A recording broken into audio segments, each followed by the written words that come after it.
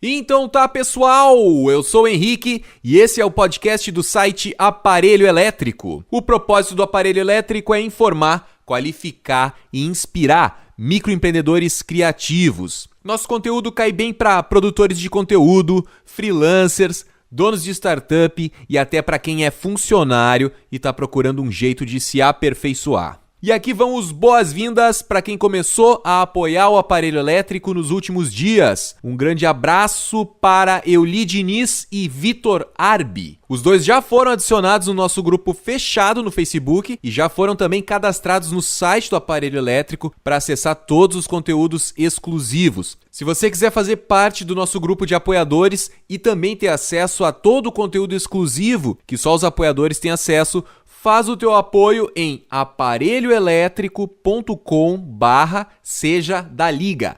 aparelhoelétrico.com/seja da liga. Beleza? Dito isso, agora sim, bora ligar o aparelho.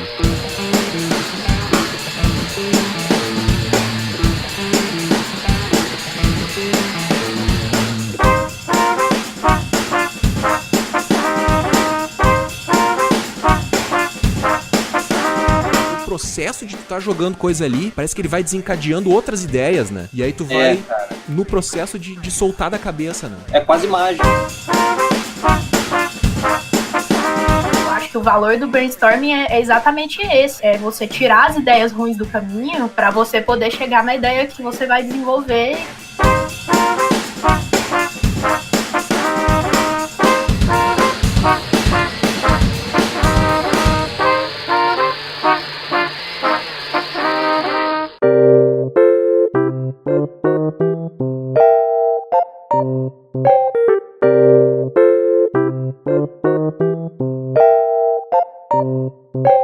Então tá, pessoal, apresentando os integrantes dessa edição do podcast do Aparelho Elétrico. Tô aqui com a jornalista e especialista em processos e produtos criativos, que já é sócia da casa, Giovana Beltrão. Tudo bom, Giovana? Tudo bom, Henrique? Bom dia, boa tarde, boa noite para quem tá ouvindo. Vamos lá. E tô aqui também com o designer de marcas, Walter Matos. Bem-vindo de volta, Valtinho. Tudo certo? Fala, cara, tudo certo? Fala aí, pessoal. Bom estar de volta. De novo, né? Pela segunda vez. Eu voltei ano passado e voltei agora, né? É anual a parada.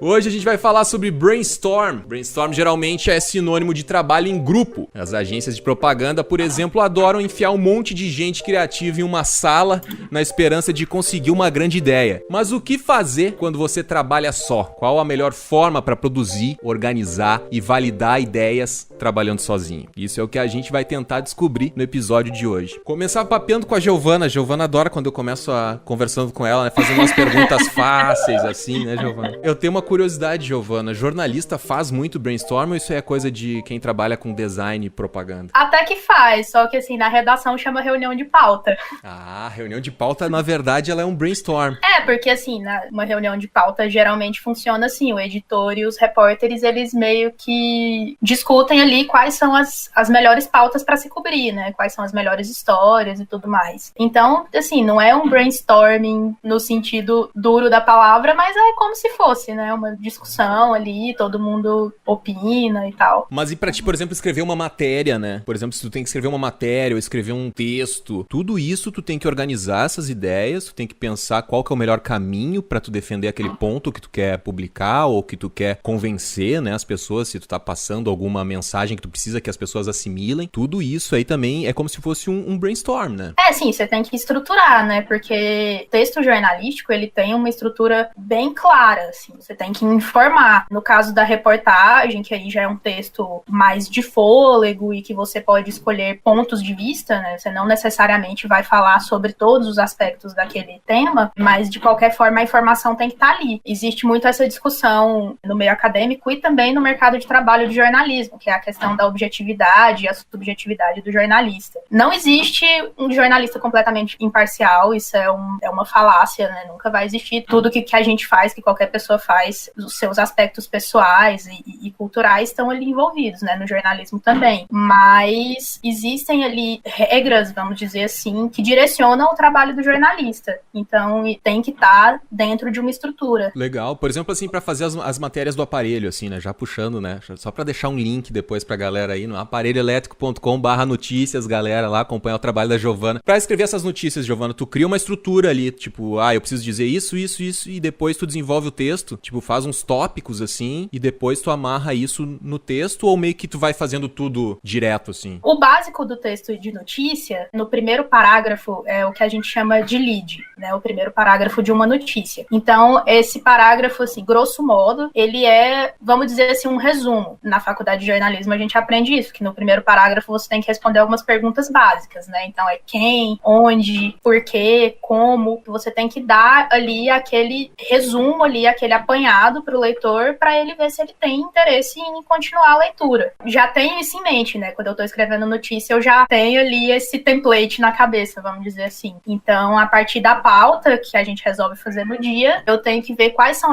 essas informações básicas, quais são as informações cruciais, assim, que não podem deixar de estar ali no texto, e quais outras eu posso considerar interessante, que a gente chama no jornalismo de valor notícia, que seria interessante das pessoas saberem. E aí você tem que fazer um julgamentozinho ali, tomar uma decisão do que entra e do que não entra. Que o brainstorm, na verdade, ele surge pra solucionar um problema, né? E a gente às vezes não pensa, né, que no mundo do jornalismo pode ter também isso, né? Tu reportar algo que aconteceu, tu tá resolvendo um problema, né? Como que tu vai despertar o interesse do cara, ler aquela notícia, sem ser apelativo, né? Sem ser clickbait barato, né? E desenvolver aquele texto de uma maneira prazerosa, que o cara consiga consumir aquele conteúdo e assimilar aquele conteúdo de uma maneira mais fácil, né? Então, até aí precisa de criatividade, precisa ter, por mais que daqui a pouco seja um brainstorming menos escala, numa escala menor, ainda assim tem esse processo todo ali no dia a dia, né? Porque normalmente a gente imagina brainstorm como uma coisa assim muito grandiosa, né? Nós vamos pegar 5 pessoas e nós vamos, né, inventar um carro novo, um carro autônomo, não sei o quê, como é que esse carro vai se abastecer, como é que esse carro vai conseguir encontrar as peças dele, como que as pessoas vão comprar esse carro, onde esse carro vai ser distribuído. Enfim, a gente associa muito brainstorm a uma coisa muito grandiosa, mas no dia a dia a gente tá também desenvolvendo pequenos brainstorms nas nossas atividades, né? O brainstorm, eu acho que ele não precisa ser visto como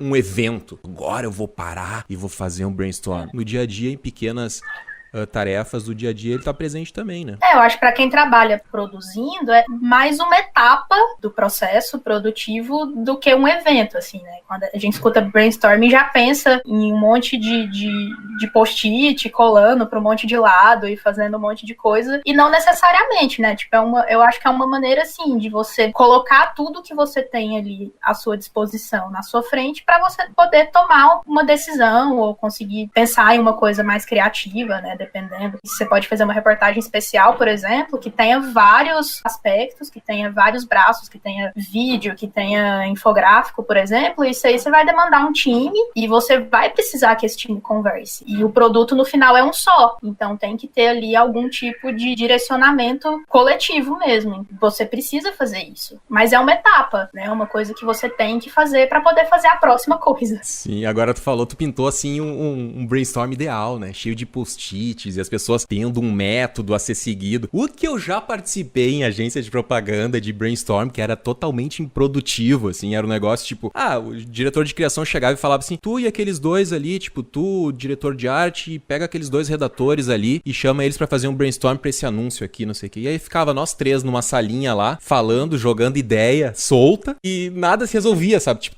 quem é que vai dizer que essa ideia é boa? Quem vai dizer que aquela ideia é ruim? Porque dentro do brainstorm tem isso também, né? Que supostamente tu não condena nenhuma ideia, né? Tu não pode, quando alguém jogar uma ideia na roda, tu não pode dizer que aquela ideia é ruim, né? Porque tu tem que encorajar a pessoa a continuar dizendo outras ideias e de alguma maneira isso vai se resolver depois e vocês vão definir uma ideia e vocês vão executar aquela ideia, né? O brainstorm, ele precisa de um método, né? Mas vamos botar o Valtinho na roda aí pra ajudar a gente a desenvolver esse papo aí. Valtinho. Eu tô pensando aqui, cara, justamente até onde vai a terminologia brainstorming, né? Até que ponto criativo ela atua, ou seja, o que diz ou não o fato de que eu estou fazendo um brainstorming, né? Porque pra mim é assim, cara, eu vejo o meu processo criativo, o brainstorming acontecendo em várias etapas diferentes, e pra mim o brainstorming ele tem várias caras, entendeu? Tipo, o brainstorming brainstorming ele pode ser o momento em que eu faço uma síntese ali do briefing, que eu fiz uma reunião com o cliente, eu entendi qual é o problema do cliente, eu olho para aquele briefing, pego um papel e eu começo a puxar daquele briefing várias informações que podem me ajudar a desenvolver um projeto. Então, para mim, nesse momento, eu estou fazendo um brainstorming, né? Eu estou jogando ideia ali, estou alimentando. E isso eu posso dividir com alguém ou não, né? Eu posso dividir com um parceiro de trabalho ou eu posso fazer sozinho. Num momento posterior a essa síntese, que ela é textual, né, do briefing, eu posso transformar essa síntese em um resumo imagético. Eu posso construir um mapa, tipo um mapa mental, só que nesse caso poderia ser um mapa ali estratégico do projeto, sei lá, onde eu pego essas informações que estão ali perdidas em texto e eu distribuo ela em ramificações na minha frente para eu enxergar quais as conexões entre essas informações. Então, talvez eu também considere essa etapa como uma etapa de brainstorming, entendeu? Então, assim, eu estou tentando identificar aqui nesse nosso papo até onde vai o que é brainstorming e o que não é, entendeu? Você considera o que eu estou falando como um brainstorming ou não? Eu considero. Inclusive, tu já deu a morta pra uma galera aí, que se a galera não conhece alguma ferramenta de mapa mental, cara, isso aí, quando eu tô fazendo brainstorming, assim, um brainstorming próprio, tal e qual, tipo assim, não, vou sentar aqui e vou organizar as ideias. Eu uso uma ferramenta que chama FreeMind. É um programinha bem simples, gratuito que tem aí, e ele cria essas ramificações. No meio eu coloco ali o nome do projeto, sei lá, criar o aparelho elétrico, digamos. Tá ali no centro, ele é um site que vai colaborar pro dia a dia dos microempreendedores criativos. Aí tá. Daí eu vou puxar uma ramificação do tipo produzir conteúdo. Dessa ramificação produzir conteúdo tem falar com a Giovana, falar com o Walter para gravar um podcast. Ah, então eu já divido. Podcast é um tipo de conteúdo. Depois vai ter notícia que daí é a Giovana que vai cuidar. Daí depois vai ter artigos longos de qualificação. E tudo isso vão se tornando ramificaçõezinhas que a partir dessas ramificaçõezinhas vão ter outras, né? Então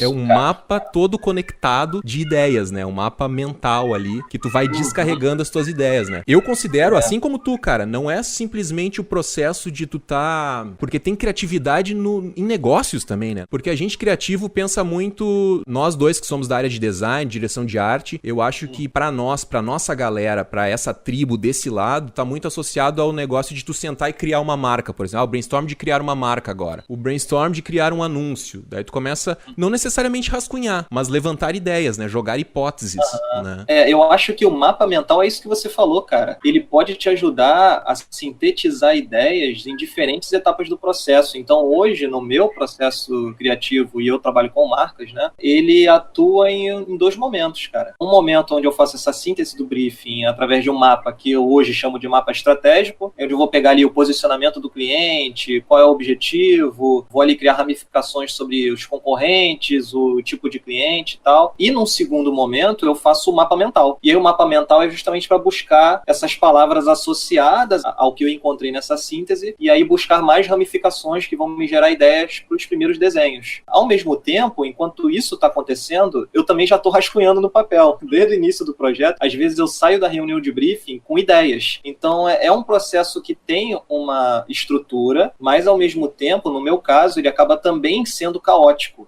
E aliás, você falou que usa um programa chamado... Qual foi? FreeMind. FreeMind. Eu uso o Xmind, Xmind. Também é muito bom e você também tem a versão gratuita dele. Então essas coisas acontecem em paralelo. Enquanto eu tô ali rascunhando, pegando essas palavras e transformando essas palavras em formas, eu também tô fazendo a síntese, jogando ideias soltas. Às vezes eu tô num papel cheio de ideia solta e no computador lá no Xmind montando uma estrutura. E no mesmo papel desenhando também. Então é meio louco também, né? É um brainstorming constante de várias faces, né? Tu meio que não segue um padrão rigoroso, assim. Tipo, eu começo escrevendo, depois eu rascunho. Tu vai meio que de acordo com o teu estado de espírito. Na teoria, sim. Eu tenho lá no Trello, você conhece, né, o Trello? Você já falou comigo sobre isso.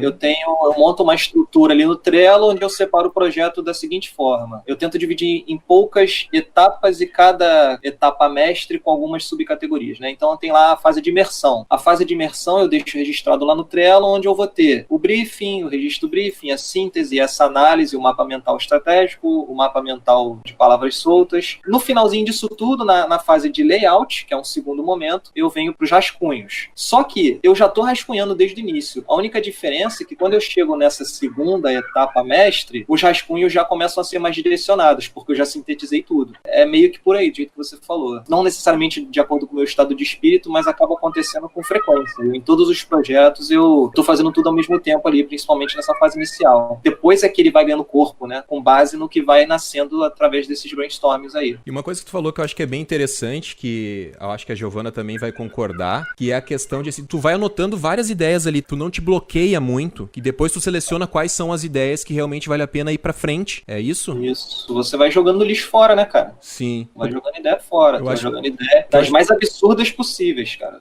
Isso é legal, porque eu acho que a gente destrava, né? Eu acho que a Giovana vai concordar, porque se eu não me engano, uma vez a gente conversou, Giovana, que a gente tava falando sobre escrever alguma coisa, assim, e eu falei que primeiro eu escrevia o que tava vindo na cabeça, assim, né? Porque às vezes tu fica meio que bloqueado tentando, quando tu tá escrevendo, tentando já escrever a frase correta, certinha, que vai encaixar no texto. E não, primeiro tu larga todas as ideias ali no papel, e aí depois tu reescreve, tu ajeita, tu agrupa melhor. Ah, essa frase tá muito longe e ela tem a ver com um negócio que eu já disse antes, então eu vou trazer pra cima, vou desenvolver melhor essa ideia. Eu acho que isso é uma dica legal pra quem tá nos ouvindo, que às vezes a gente fica pensando assim, vou fazer um brainstorm, mas aí tu fica pensando naquela ideia ideal na cabeça, assim, durante 15 minutos. Aí que tu vai escrever uma coisa. Cara, já vai descarregando as ideias, assim. Nem que sejam uns negócios muito cru ainda, que não tão lapidado, vai jogando, porque o processo de tu tá jogando coisa ali, parece que ele vai desencadeando outras ideias, né? E aí tu vai no processo de soltar da cabeça, né? É quase mágico, né? E às vezes acontece de você estar lá na frente, uma etapa, onde você já não tá mais fixo em uma ideia que você botou no papel, mas o fato de você ter tirado de você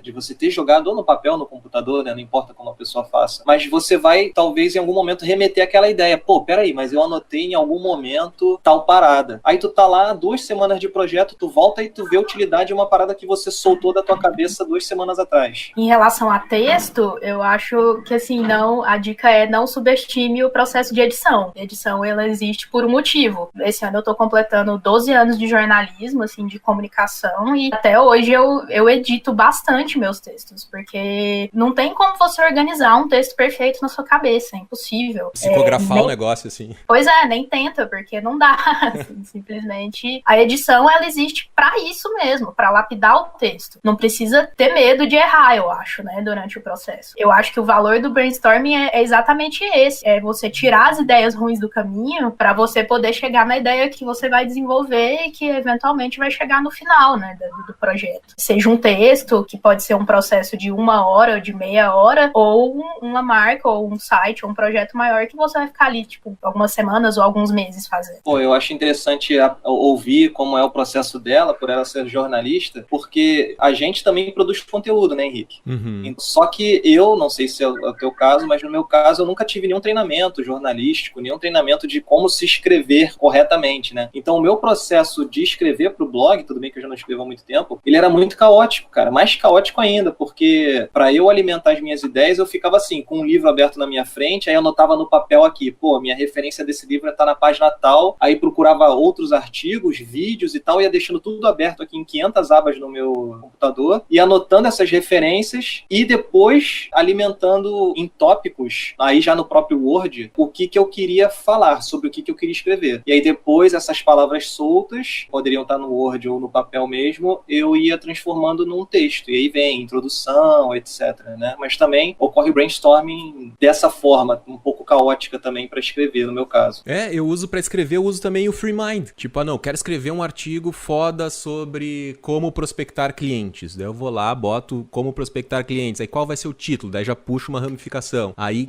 todos os títulos que me vêm à cabeça eu coloco nessa ramificaçãozinha. Palavras-chave que eu preciso trabalhar no SEO. Aí tem que ver se isso depois vai se encaixar com os títulos que eu coloquei ali. Todas as ideias de prospecção que já aconteceu comigo, minhas experiências pra um lado. Daí depois tu vai vendo, comparando. Essa ramificação aqui de baixo também é parecida com a de cima. De repente eu agrupo. Essa ferramentinha de mapa mental pra brainstorm, assim, cara, é ótima, né? É bom reforçar isso aí pra galera, porque realmente quebra um galhão, assim. E acho que a Giovana falou uma coisa muito interessante, que é a questão do perfeccionismo, né? Na hora de fazer brainstorm não tem que ter perfeccionismo, cara. Não tem que ter medo de errar. É o horário pra isso, né? É o momento pra isso. Então tem que se jogar mesmo sem... E ainda mais assim, vai estar sozinho, né? Eu acho que o brainstorm sozinho, ele tem essa vantagem. Tu não passa vergonha, né? Tu não vai ter vergonha de ti mesmo ali, porque tá sozinho, né, cara? Verdade. No caso, se você trabalha com serviço, eu acho que é bom incluir o cliente no processo um pouco, mas considerando que o cliente não é seu par, no sentido de que ele não tem o mesmo processos na cabeça que você tem, né, também não tem que ter vergonha. E também é bom porque se tiver uma ideia muito errada, você já descarta logo do início. Como é que tu costuma envolver o cliente nos teus processos, assim, Giovana? Como eu produzo conteúdo, né, então eu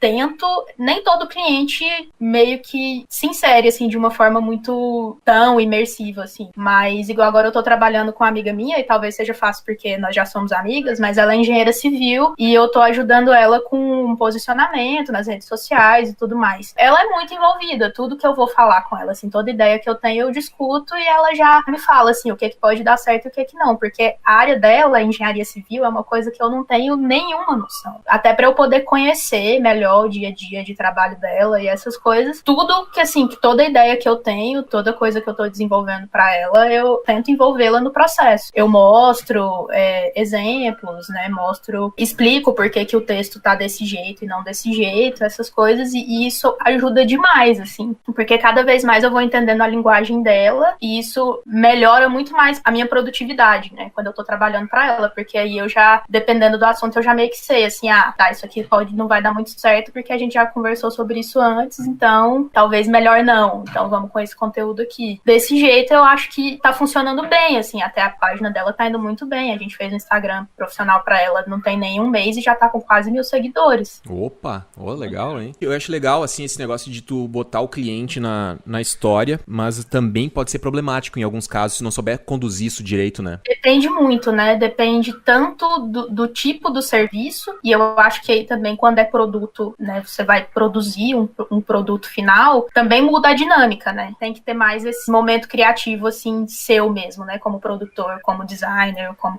produtor de conteúdo e tudo mais. Hoje, dependendo do perfil de cliente, eu também incluo ele em algumas etapas dessa fase de imersão. Eu até compartilho o mapa mental, sim, com o cliente, mas depois de um filtro. Eu não pego todas as ideias que eu joguei fora e compartilho com ele, não. Eu faço um filtro ali. Quando eu tenho algo que já me dá algum tipo de norte, mesmo que eu saiba que nem tudo ali vai ser usado, eu compartilho isso com o cliente. E eu compartilho com uma ferramenta da própria Adobe. Não sei se pode ser útil para o público que está ouvindo, mas enfim, eu vou falar como eu faço. Eu pego tudo isso, né? O mapa mental, o mapa estratégico, essa síntese do briefing. Às vezes faço até também, dependendo do porte do projeto, análise de concorrente e tal, enfim. E pego o PDF, né? Jogo isso no PDF. E no PDF agora tem uma opção de você criar um arquivo de revisão. Tu cria um arquivo de revisão no próprio Acrobat lá. Tu vai no Acrobat, cria um arquivo de revisão. Automaticamente a Adobe cria um link para esse arquivo e sobe lá no cloud da Adobe.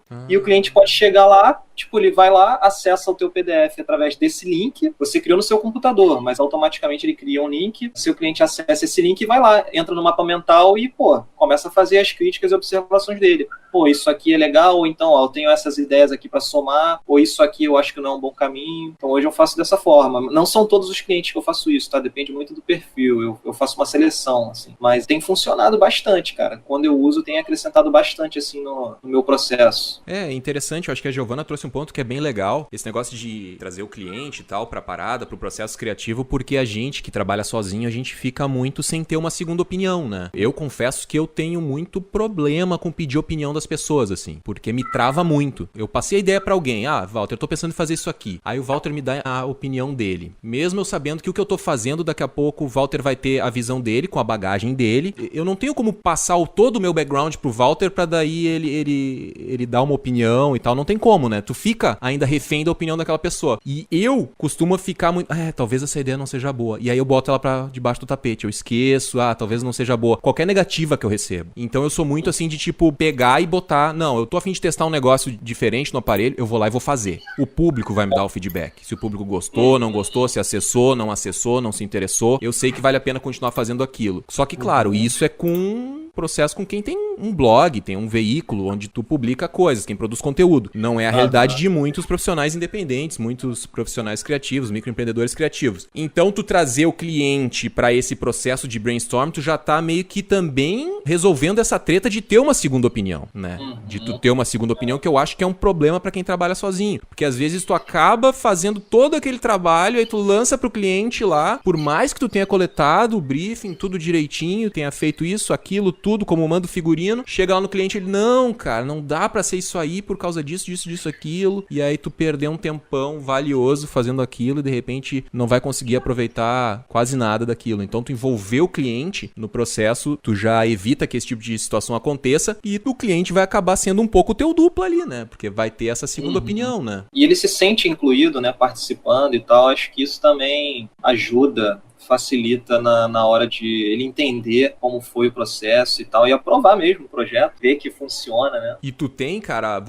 tu e a Giovana, primeiro passando a pelota pra ti, que já tá com a palavra, Walter, tu tem esse costume de, antes de passar pro cliente alguma coisa, ter uma segunda opinião com algum colega de trabalho, ou alguém da família, mostra pro pai, pra mãe, pra namorada? Sim, cara. Como eu falei, né, essa parte da parte de imersão, eu comecei a apresentar ao cliente, né, incluindo aí mapa mental, essas coisas, talvez um pouco mais de um ano para cá. Eu venho testando, né? Venho testando ferramentas, venho testando métodos, mas a marca em si, que é o meu produto final, eu não apresento ao cliente antes. Mas, você mesmo sabe disso, você é uma dessas pessoas, eu sempre mando para amigos. E esses amigos, eles podem ser designers ou não, tá? E pode ser família. Eu pego os meus projetos e eu sempre peço opinião antes, cara. Normalmente, quando eu tô ou finalizando a marca, ou quando eu já estou com a apresentação pronta, que normalmente eu termino antes do prazo, né, justamente para eu conseguir coletar alguns feedbacks e alterar o que for necessário. Então, eu gosto, cara, de chegar e mandar, assim, para umas 5 pessoas de confiança, vai. E dependendo do projeto, se eu tiver acesso ao público daquele cliente, eu conheço um grupo de pessoas que é o perfil ideal desse meu cliente aqui. Eu vou perguntar para essa galera. Então, para dar um exemplo, há pouco tempo eu fiz um projeto relacionado à área de educação, onde eu ia me comunicar com professoras. Cara, eu terminei o projeto, montei a apresentação, peguei todas as professoras que eu conhecia e não conhecia também, algumas eu pedi para alguns amigos indicarem, e mandei a apresentação para essas professoras, entendeu? Para eu coletar o feedback dessa galera. Então, depende muito. Mas da mesma forma que você, em relação ao blog, eu nunca pedi opinião de um texto meu. Eu sempre escrevia o texto, ia lá na confiança, na cara e na coragem e publicava. São dinâmicas diferentes para mim, entendeu? Tu trouxe um outro elemento que é legal também, que é assim,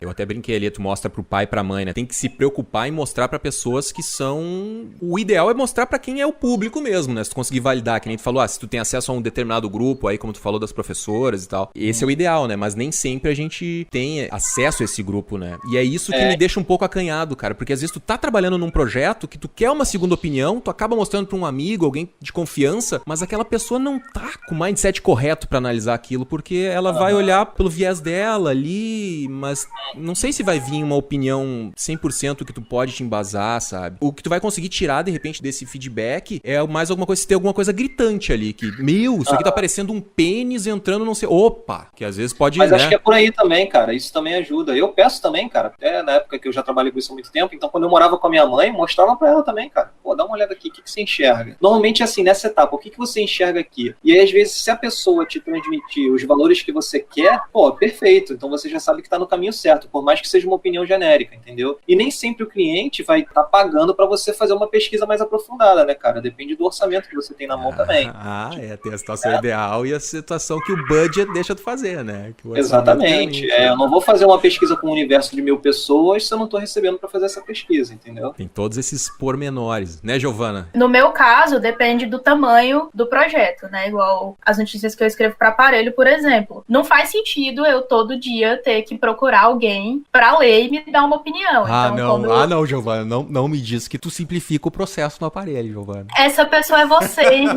Eu mando pra você e você... Claro. Né, se tiver alguma coisa que precisa corrigir e tal, aí a gente corrige e tudo mais, mas assim, não tem como eu ficar, tipo assim, esperando minha mãe chegar do trabalho e falar, mãe, lê aqui pra mim. Não dá, mas assim, projetos maiores, né, tipo, vou dar um exemplo que eu sempre dou, né, eu já fiz mestrado, então é uma pesquisa que você fica 2 anos fazendo, então não dá simplesmente, né, você tem um professor orientador e tal, mas assim, eu pedi opinião, eu morava com uma colega do curso, então qualquer coisa assim que eu escrevia, eu pedia pra ela ler e dar uma opinião e tal, ela fazia o mesmo comigo, porque é importante você ter esse olhar de fora, às vezes você tá tão imerso ali dentro do assunto e dentro da pesquisa e do que você tem que fazer, do que você quer escrever, que você deixa passar outras coisas, né, você não consegue mais visualizar, assim, the whole picture, né, a coisa toda, assim. O contexto geral da coisa. Né? Então é bom, mas aí depende, né, não é, no meu caso, que eu produzo textos, não é todo texto que eu vou fazer que eu vou pedir uma opinião de alguém que não tá envolvido envolvido ali no assunto, porque realmente é inviável. É engraçado, né? Eu lembrei da história agora do Chris Sacca, que é investidor, né, famoso nos Estados Unidos, de várias startups e tal. E os caras do Airbnb, se eu não me engano, entraram em contato com ele explicando qual que era a parada, né, do Airbnb que eles queriam fazer, que cada pessoa que tivesse um quarto sobrando na sua casa podia alugar o quarto, aquela coisa toda. E ele não quis investir, porque ele disse pros caras que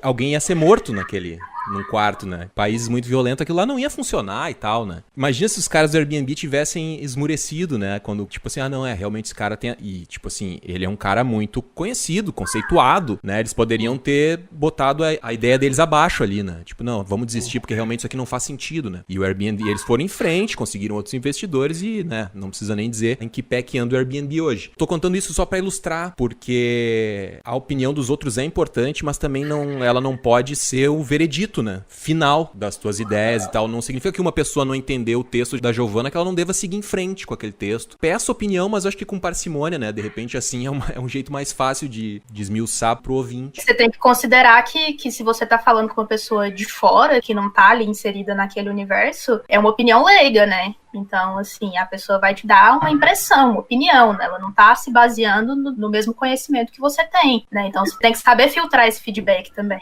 Eu acho que por isso que mais importante, ou tão importante quanto o brainstorming, é o que tá alimentando esse brainstorming, né, cara? É de onde você tá tirando as informações para produzir esses testes, né? E o quão certas estão essas informações que você tá usando para criar, porque no meu caso é o briefing, né? Que é uma reunião com o cliente, é uma reunião posterior ao briefing mesmo, fazer um segundo briefing, às vezes um terceiro briefing, para você ter informação para testar, cara. E aí você vai estar cada vez mais confiante de que você está no caminho certo, né? Eu lembrei agora de uma vez que eu trabalhava no marketing de uma empresa e eu tinha feito um anúncio por uma revista do cliente, assim, né?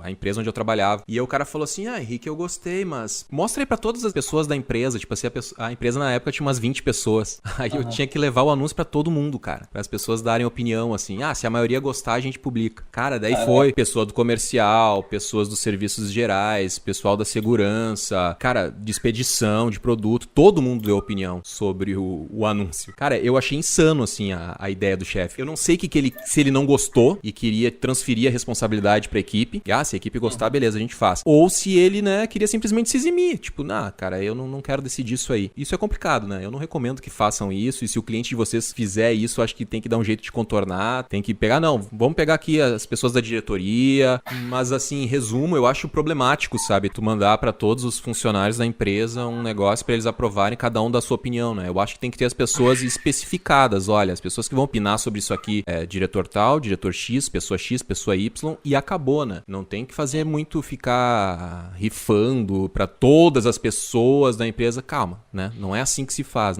o processo não é esse. Daqui a pouco tem ouvinte que tá passando uma situação semelhante também. Eu já passei várias vezes, na verdade, esse negócio de aprovação também, com não passando pra toda a equipe, mas, por exemplo, tinha uma empresa que eu atendia e ela tinha 3 sócios. Um sócio dizia, eu gostei, Henrique, mas mostra pros meus outros 2 sócios. Daí, os outros 2 não gostavam. E aí ficava nisso. Isso é um saco, cara. Quem que bate o martelo, né? Isso aí também, eu acho que já é uma dica que de repente foge um pouco do nosso assunto hoje, mas tem que definir quem é que é a pessoa responsável por bater o martelo ali.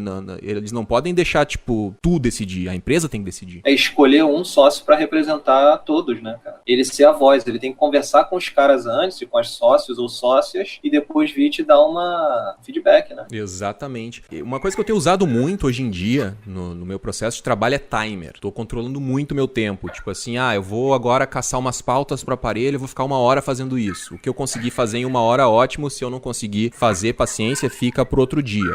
Vou trabalhar agora na edição do podcast aqui, vou trabalhar 1 hora, mais 1 hora amanhã. E o processo de brainstorm também. Eu acho que isso é muito válido pro processo de brainstorm, porque isso te dá foco, sabe? Te dá um compromisso com a tarefa. Tipo, 1 hora eu vou ficar fazendo isso aqui. Então, tu evita distrações e tal, e tu te foca ali em fazer o melhor serviço. O que tu acha disso, Walter? Tu costuma usar timer nas tuas tarefas, no brainstorming em si, ou tu acha que isso pode podar a criatividade? Brainstorm tem que ser um processo livre? Tipo, para espíritos livres, quando vier inspiração. E não. Acontece as duas coisas. Por quê? Eu tenho lá o meu cronograma de projeto e eu sempre trabalho da seguinte forma. Vamos lá, brainstorm.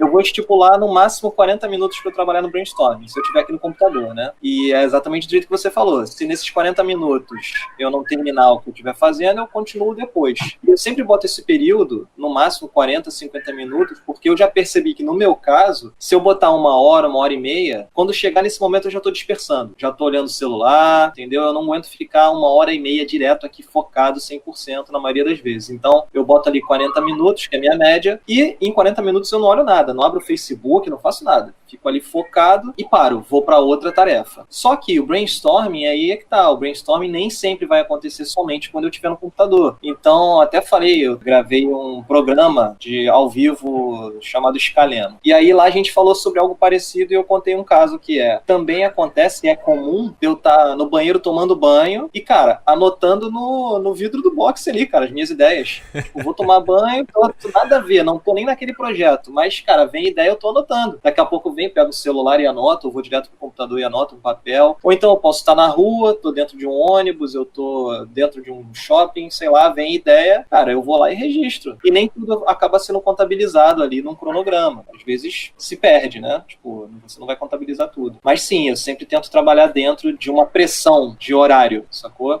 Pra me estimular justamente a ter esse foco. Eu acho interessante isso que tu falou, é tipo um brainstorm passivo, né? Tu não tá ali de fato no momento de fazer o brainstorm, mas tu tá, sei lá, na fila do banco, tu tá caminhando na rua em direção ao carro, tu tá andando no trânsito e as ideias começam a vir porque tu ouviu alguma coisa, tu viu alguma coisa que te lembrou. E isso é bacana, né? De ter sempre à mão alguma ferramenta, um caderninho, alguma coisa que tu possa anotar. Ou propriamente o celular, né? É bom também, né? Acontecia até com uma certa frequência, hoje por alguma razão não acontece mais, mas acontecia de eu acordar pra anotar ideia, cara, no papel. Então assim, eu tava dormindo, acordava com uma ideia, opa, tem que anotar isso. Aí eu anotava aqui no escuro, pegava o papel, a caneta, anotava, e em muitas vezes, em muitos casos, eu acordava quando eu ia pegar a minha anotação que eu tinha feito, eu não entendi o que eu tinha anotado. Simples assim. Eu lembrava que eu tinha anotado alguma coisa. Quando eu olhava, eu falava, cara, eu não escrevi nada com nada. Tipo, parecia genial. Ou seja, gente, dica, gente, não façam brainstorming dormindo, tá? Mas esse negócio de anotar ideias eu tenho muito, assim. Por exemplo, agora a gente tá fazendo aqui no aparelho, a gente tá gravando podcasts com 1 mês de antecedência, né? E eu já vou preparando, eu já sei quais são os outros tópicos, né? Eu acho que uns 2 ou 3 à frente a gente já sabe, né? Que a gente já decide lá no grupo da liga e tal. Sempre peço pro pessoal opinar qual que eles querem que a gente faça primeiro e tal. E aí isso é bacana, porque daí eu já sei que vai rolar, né? Por exemplo, eu sei que vai rolar um de brainstorm individual mais pra frente. Então, tudo que pode ser que passe na minha timeline em relação àquilo que eu veja na internet, eu não tô propriamente fazendo aquilo, mas apareceu na minha frente, opa, legal esse link. Na hora que for produzir o podcast, vou botar lá, vou ter esse link separado pra conseguir preparar uma pauta bacana. Então é uma maneira meio que passiva de tu fazer as coisas, né? Então tu já aproveita aquilo, opa, isso aqui apareceu. Mesmo que não seja na hora de tu te dedicar àquela tarefa, tu deixa aquilo ali anotado em algum lugar, porque depois de chegar a hora de trabalhar naquilo, tu vai estar com ele mais preparado, né? Isso é bacana também, é uma dica legal, tu mantém o alerta, né? Então, já vi num blog e é uma coisa que eu uso pra isso, o pessoal chama de Spark File, né? Que é tipo um arquivo de ideias, né? De faíscas, vamos dizer assim. Que é sempre que você tem uma ideia, você vai lá nesse arquivo e escreve essa ideia, por mais simples que seja, né? Pode ser um Google Docs ou eu uso uma nota no Evernote. Então, sempre que você tá sem ideia nenhuma, você vai lá e você tem alguma coisa ali, você dá uma olhada e vê se alguma coisa dá ideia. Pra quem trabalha com texto, é muito útil. Legal. E uma coisa que eu queria te perguntar, Giovana, tu costuma usar timer, né? Você já falou que tu tem como é que é o nome daquela ferramentinha lá? Eu uso o Toggle. Toggle. E tu acha que o timer ajuda no momento do brainstorm também, na hora de ter ideias, ou isso pode causar uma pressão em ti, tu prefere estar mais livre? Pode, mas eu acho que é uma pressão boa, assim, porque eu tenho esse problema, se eu deixar livre demais, se eu deixar correr solto demais, eu fico enrolando naquilo o dia inteiro. Então, pra garantir que eu vou fazer as outras coisas que eu tenho que fazer, que a produtividade vai estar pelo menos ok ali, eu uso o timer pra tudo que eu vou fazer de trabalho. Sabe o que é curioso? No meu caso, eu faço o mesmo tipo de projeto, né? Tipo, eu só trabalho com marca e em muitos casos os perfis de clientes são parecidos. Então, como eu já estou há muito tempo acompanhando o meu tempo de trabalho, eu já sei mais ou menos qual é o tempo que eu demoro para fazer esse trabalho. Então, isso acaba funcionando para mim também como o fato de eu anotar, né, acaba servindo também como essa pressão indireta. Pô, vamos supor que eu saiba que eu levo em média, vou dar um valor aqui que não é o real, tá? Mas que eu levo em média 50 horas para entregar uma marca. e eu tô ali trabalhando, eu sei que eu tô chegando nessas 50 horas, aí eu já começo a falar assim, caramba, eu tenho que terminar porque aqui eu já tô pegando a minha média de tempo, que é o que eu costumo trabalhar, entendeu? Então, eu acho que você também começa a se entender, né, cara? Você começa a entender a sua própria cronologia. É legal ter essas estatísticas e tal também pra tu conseguir mensurar se tu tá sendo produtivo ou não, né? Engraçado, esse negócio do timer me lembrou, eu falei no início ali que fazia muito brainstorm que não era produtivo em agência, né? Mas pra ser justo, teve uma agência que eu trabalhei e o cara que era o diretor de criação, ele era realmente assim, ele manjava muito de processos criativos, de produtividade e tal. E ele também tinha um jeito de fazer a gente fazer brainstorm que era muito bom. Ele fazia o seguinte, ele botava tipo 3 ou 4 criativos sentados ali na mesa, com um monte de post-it, e ele falava assim, ó galera, 15 minutos pra ter a ideia. Pega cada ideia que tiver, cada um de vocês pega um post-it aqui e anota. O máximo de post-it que vocês conseguir. Uma ideia em cada post-it. Então era em 15 minutos, cara. Não tinha como tu ter vergonha, porque tu tinha que produzir, né? E tu fica produzindo ali, e não tem o teu nome, tu não fica jogando ideia no ar e defendendo, tu bota ali, tu sintetiza a ideia naquele post-it. E aí tu coloca ali. Fazia isso durante 15 minutos. E aí depois que tinha passado esses 15 minutos, ele reunia o montinho de post-it e começava a passar pra galera durante 5 minutos. Ele deixava correndo assim, 5 minutos. E aí tu tinha que pegar todos os post-its e os que tu gostava da ideia que tava ali, tu marcava uma bolinha. Aí então tu,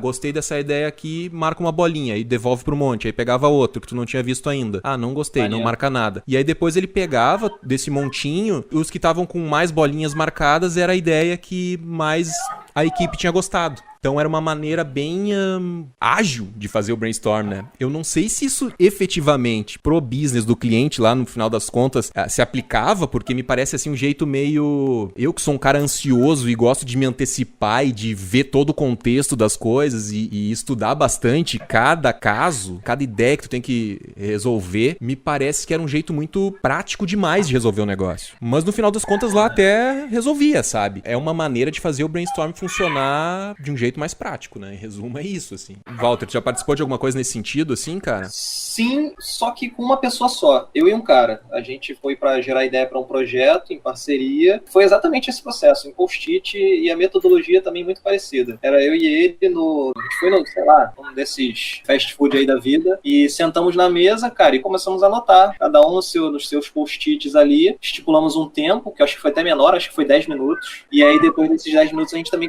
foi selecionando do outro, né? Misturamos tudo e começamos a selecionar as melhores ideias. E, cara, foi uma reunião de, se eu não me engano, cara, 30 minutos no máximo. E a gente conseguiu sair dali com muita ideia para um projeto. A gente, na verdade, já planejou isso porque a gente sabia que a gente teria pouco tempo para conversar, tava os dois na correria. A gente falou, será que a gente consegue resolver isso em meia hora? Tá, para resolver em meia hora a gente faz assim, assim, assado. Já fomos para lá com isso já definido e assim foi, cara. Legal. Mas também foi só essa vez. Tem esses métodos, né? Os caras conseguem estudar e procurar. Isso é uma coisa que é meio que esse estilo de fazer coisas com os post-its e cronometrar é uma ideia que é muito defendida no livro Sprint, o método usado no Google para testar e aplicar novas ideias em apenas 5 dias, né? E esse livro eu li, acho que eu li no final do ano passado. No primeiro capítulo, o cara já meio que ele conta que quando ele fazia brainstorm com a galera no Google lá, fazia workshops de brainstorm, né? Ele conta, ele usa esse termo, workshop de brainstorm, e ele falava que não era produtivo, né? Tipo assim, ele descobriu que não era produtivo, porque ficava tudo meio que no ar, eles saíam com um monte de ideia, mas no final das contas eles implementavam aquelas ideias, mas aquelas ideias não avançavam, não davam retorno. E ele começou a perceber que as ideias que as pessoas tinham individualmente acabavam sendo as ideias que eram implementadas e que avançavam nos projetos, eram as ideias mais úteis, né? Eu achei curioso, assim, achei até de certa maneira meio audacioso, né? O cara ir contra o brainstorm, porque na propaganda o brainstorm é uma coisa assim meio que intocável, sabe? É uma coisa pura, uma coisa sagrada. Vamos fazer um brain. Não sei se hoje em dia ainda é assim, mas na minha época de agência era muito. Pô, curioso você falar disso, porque eu tô nesse momento hoje vivendo um projeto que ele teve o seu momento inicial feito utilizando essa metodologia aí do Sprint. Só que eu não participei, porque eu tô sendo contratado para fazer a marca de um aplicativo que vai ter toda a identidade visual do aplicativo, toda, enfim, a sistemática do aplicativo, e eu tô só no campo da marca. Só que para fazer o aplicativo, a galera fez um sprint entre eles, de 5 dias. Acho que foi até menos, acho que foi de 4 dias. Em paralelo, eu já comecei a fazer a marca. E também eu acabei tendo que acelerar o meu processo, porque o projeto foi curto, né? Então, o meu normal é entregar um projeto aí em pelo menos 30 dias, às vezes 40. Eu tive que fazer um projeto em 2 semanas cravado. Termina hoje, na sexta-feira de hoje, agora eu tenho que entregar o projeto e eu já terminei. Como eu já tinha um processo bem definido, tanto de brainstorming como de essa parte de imersão, de criação e tal, a única coisa que eu fiz foi encurtar o tempo de cada uma dessas etapas, né? Se antes eu levava, sei lá, 3 dias para fazer uma pesquisa, eu tive que encurtar. Não, essa minha pesquisa hoje só vai poder levar 1 dia. Então eu fiquei 1 semana só para a parte de pesquisa e imersão, e a segunda já tive que matar a marca, cara. Eu tive que matar, fazer a apresentação,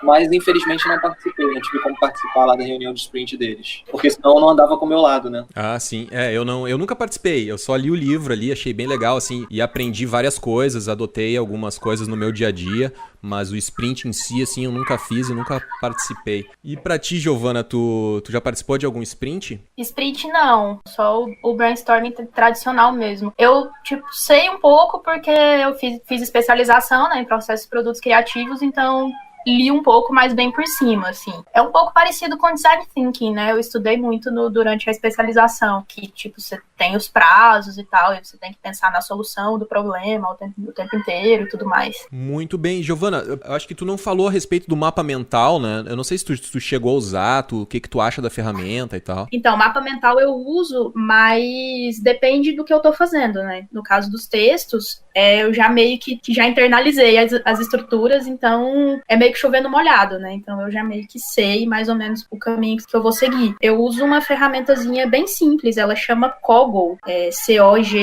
e eu gosto dela porque você pode sincronizar com o Google Drive. Eu já ouvi falar. Tem o Coggle e tem o Toggle, né? Tu gosta da... eu gosto do Google, né? Toggle.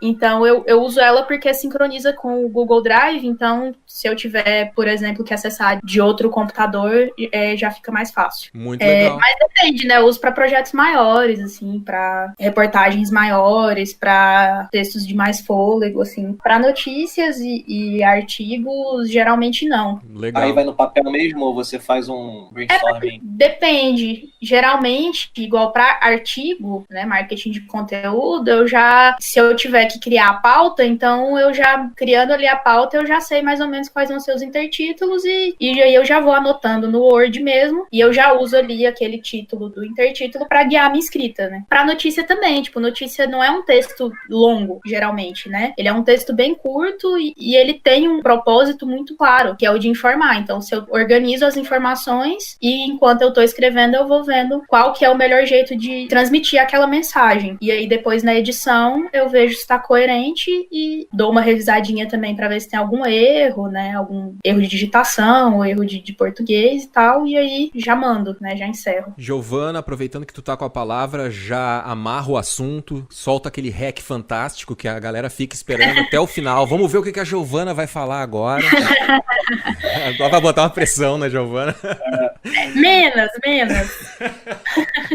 Desculpa, me empolguei, eu acho. Giovana, vai lá, amarra o assunto, já deixa os links pra galera te seguir. Vamos lá. Então, eu acho que o legal do brainstorming, que vocês podem usar, que eu faço, é deixar as ideias descansarem, né? Dar um respiro para elas, assim. Você não tenta desenvolver logo depois que você pensou naquilo tudo, principalmente se você fizer uma sessão dessas, né? De anotar tudo. Eu acho que é legal dar uma esparecida, dar uma caminhada, né? Olhar para outras coisas que não seja aquilo, que aí quando você volta, seu olhar já tá mais, assim, aguçado, né? Vamos dizer assim, para você poder ver o que você pode usar e o que você precisa descartar daquilo ali. Com uma dica final, eu vou deixar, eu acho que não é novidade para ninguém, mas eu acho que um bom lugar para você buscar inspiração é no Pinterest. Eu vi alguém falou no Twitter essa semana, assim, que o Pinterest é a rede social menos tóxica do momento, e eu concordo com isso. Legal. Eu acho que é um lugar que você vai, que você só vê coisas bonitas e coisas legais e coisas interessantes, e você pode fazer os boards ali, né, para se você trabalha com muitos projetos parecidos, para se inspirar mesmo e ver o que você encontra de ideia e tudo. Eu tenho boards de várias coisas, assim, até desde tatuagens que eu tenho vontade de fazer, até, cortes de cabelo, ou livros que eu quero ler e tudo mais. E é isso, eu acho que o Pinterest é um excelente lugar para você buscar ideias. E, no mais, acho que é isso. Minhas redes sociais, minha arroba é Giovana Beltrão em todas. Giovana com I e 2 N's. E de segunda a sexta eu sempre posto um textinho lá no site do Aparelho Elétrico. E é isso, até a próxima. Obrigada, Henrique, Walter, foi um prazer e até a próxima. Valeu, Giovana. E Bela, eu brinco, né, que ela vai largar um hack ali, né, bota ela na pressão e pior que ela sempre solta uma coisa bacana. Esse negócio de maturar a ideia é sensacional isso aí, Giovana. Vale a pena a gente sublinhar isso aí, porque às vezes a gente tem a ideia e já sai fazendo, né? É legal. Tem a ideia, né, não decidiu, fez isso. Os americanos têm uma frase que é sleep on it, né? Tipo, dorme em cima desse assunto aí, né? Pensa, que significa isso, né? Pensar, botar uma noite de sono entre uma decisão grande que tu vai ter que tomar, é sempre uma boa pra tu ver se aquilo ali realmente no outro dia tu vai acordar com a cabeça descansada e se aquilo ali ainda faz sentido, né? Eu acho que isso serve também nesse campo das ideias, no campo do brainstorm, assim. Se for, né, uma ideia que tu tem que tomar uma atitude rápida, tu tem que começar a fazer logo ou não, uma noite de sono é bacana. Dependendo do projeto, que tu tá pensando em começar um outro projeto, mas não é algo que tu tem que começar amanhã e tal, dependendo do âmbito que tu tá aplicando esse brainstorming aí, tu maturar, ter esse tempo de maturação, coletar dados e tal, isso é bacana. Não sair na ansiedade executando tudo muito rápido é uma grande ideia. Bem lembrado aí pela Giovana. Walter Matos, vai lá, meu velho. Bom te receber aqui, cara. Não demora, mas vê se não aparece só em 2020 aqui de novo agora, né? Já pensou aí? Quase no mesmo mês, né? Porra. Pô, eu vou pegar um gancho aí da Giovana sobre a importância da referência visual, né, cara, pra qualquer tipo de brainstorming. Conheço uma amiga e ela trabalha com naming, e outro dia eu vi ela postando lá no Instagram dela que ela tava usando referências visuais, que aí provavelmente ela caçou também no Pinterest ou em outras referências, pra estimular e ajudar ela a desenvolver nome, cara. Então, assim, você vê como a imagem é importante em diferentes tipos de projetos criativos, né? E eu acabei não falando disso, não entrei no meu processo a fundo, mas eu uso o moodboard também em etapas diferentes, cara, assim como eu faço com o mapa mental. Então eu tenho lá um moodboard onde eu pego referências de atributos relacionados aos atributos que o cliente me passou. Também uso referências de outros projetos de marca similares àqueles atributos que eu quero representar. Então, assim, às vezes eu tenho 3 moodboards diferentes, cara. E também, pegando agora outro gancho sobre essa coisa de descansar, o conselho que eu posso dar é bem próximo disso. É esse descanso e não tentar resolver tudo de uma vez, né, cara? Não é um brainstorming que vai matar o projeto, né? Que vai resolver o projeto. Pode até ser que aconteça, mas não se prender a essa necessidade é muito importante, desapegar disso, sabe? Da mesma forma, que pode parecer contraditório, mas não é, acredite. Ao mesmo tempo, você também não precisa se focar no brainstorming somente naquele momento. É aquilo que eu falei, às vezes você tá em outro momento, vivendo outra parada, descansando, tirando aquele tempo, e a ideia vem. Acho que acabei dando os mesmos conselhos, né? Mas não teria como ser muito diferente disso. Acho que é importante você ter o seu momento, aproveitar o seu momento também para, às vezes, pode acontecer de vir uma ideia assim, na hora, e registrar, ter onde registrar, pelo menos isso, né? Seja no celular, no caderninho. E por último, agradecer, né, cara, o convite de novo. Bom tá aqui de novo. Pô, eu nem sei quantos podcasts a gente já gravou, cara. Acho que eu já fiz o quê? No total, mais de 10, Henrique? Deve ter sido, né? Acho que sim. A gente já tá... Esse aqui é o de número 77, cara. Caraca, não, é porque eu parei bem, já tem muito tempo, né? Mas, cara, agradecer, bom tá de volta. Eu espero realmente conseguir participar mais vezes, né? Meu inimigo continua sendo o tempo, infelizmente. Mas vamos lá. Meu site, como é que eu falava, cara? Agora eu lembro, né? Era waltermatos.com, Walter com W e Matos com 2 T's, né? Exato. É isso. Tem uma vez que eu falei Walter com Matos, né? Não, isso, Walter quase que eu falei Matos. Isso, cara. Walter com Matos. Walter com W, Matos com 2 T's, tá, pessoal? waltermatos.com. Passamos a régua então, galera. Muito obrigado pela presença de vocês. E esse papo continua lá nos comentários do site. Conta pra gente o que você achou de toda essa conversa. Você concorda ou discorda do que a gente disse? Comenta lá e vamos levar o assunto adiante. E se você gostou desse episódio, curta e compartilhe o post nas suas redes sociais. Isso ajuda o aparelho a continuar informando, qualificando e inspirando os microempreendedores criativos. Para ficar em dia com nossas atualizações e conhecer um pouco dos bastidores do aparelho elétrico, te cadastra na nossa newsletter. Tudo que é importante vai sempre para nossa news. E lá eu também compartilho um pouco dos meus erros e acertos pilotando o aparelho elétrico. Te interessou? Então cadastra teu e-mail no aparelhoelétrico.com/notas da diretoria. aparelhoelétrico.com/notas da diretoria. Todos os links citados nesse episódio estão na descrição do post no site do Aparelho Elétrico. Nosso podcast é produzido e apresentado por esse que vos fala, Henrique Portman, e a higienização do áudio fica por conta da Tomate Cereja Produtora. Feito! Então era isso, um grande abraço e até mais.